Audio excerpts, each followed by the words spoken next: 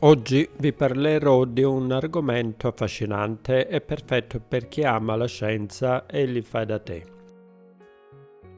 Il motore pop-pop.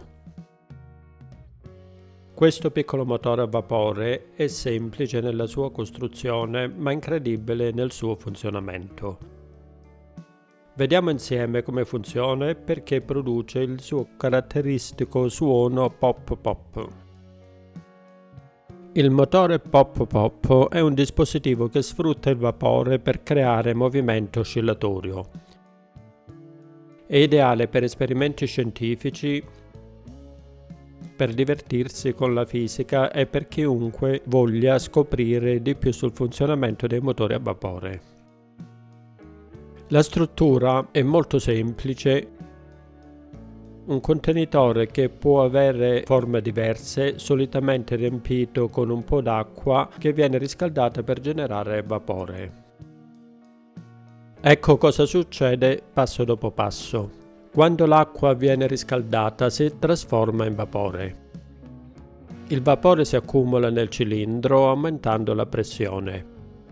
Una volta che la pressione raggiunge un certo punto, il vapore viene espulso rapidamente attraverso un'apertura. Questo rilascio improvviso crea una spinta che fa muovere il motore in avanti. Il tutto avviene in cicli continui, dando vita al movimento oscillatorio e al suono caratteristico.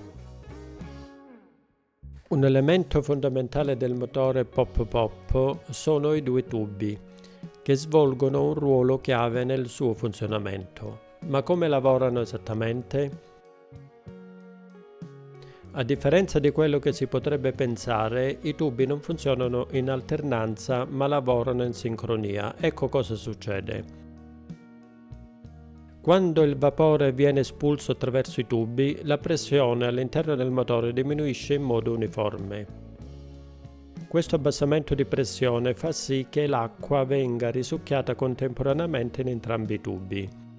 Questo movimento sincrono tra espulsione e risucchio consente al motore di mantenere un flusso regolare garantendo il caratteristico suono pop-pop e il movimento oscillatorio. I due tubi non solo garantiscono un ciclo continuo, ma aiutano anche a distribuire il calore e a ridurre lo stress termico sulle pareti del motore. Immagina una pompa per l'acqua a mano come quelle usate nei pozzi. Quando premi il manico, l'acqua viene spinta fuori, quando lo sollevi l'acqua viene risucchiata dentro per riempire di nuovo la pompa. Anche se l'analogia non è perfettamente identica, possiamo vedere il motore pop-pop come un sistema che funziona in modo continuo e sincrono. Entrambi i tubi espellono e risucchiano il vapore e l'acqua contemporaneamente senza alternanza.